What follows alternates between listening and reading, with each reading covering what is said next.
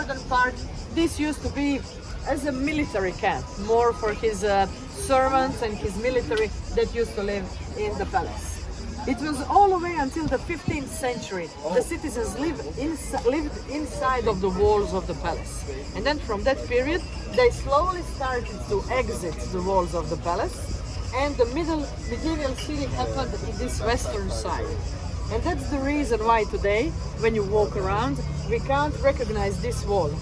Because it's hidden among the buildings added from the 15th century and after in this I probably took it apart and made buildings with the walls. And yeah, but they were just using it. So like this, the buildings were leaning against the wall. So you have already one part of the building, just add the three sides and that's it. Yeah, No. it was done. So today, most of the palace still exists in this shape.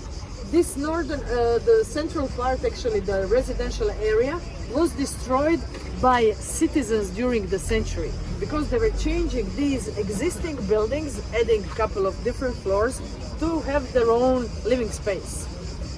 But thanks to substructures, we're just gonna bypass now on the entrance. We are actually able to design the original look of the palace of this residential area because the substructures were built under this residential area, which means we had two floors totally same, exactly the same. So each room from the upper floor corresponded to one of the rooms of the substructures. The original. The original. These substructures today are improperly called the caves of Diocletian. Why improperly? Because they were never used as a caves, but they look much like a cave. We don't have any traces that these substructures were used during the centuries. Most probably some bits and pieces.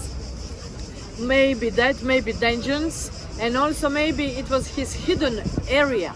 In a case of any kind of danger, he had a place where to hide. In the end, these substructures were covered with garbage, simply, for almost 15th century.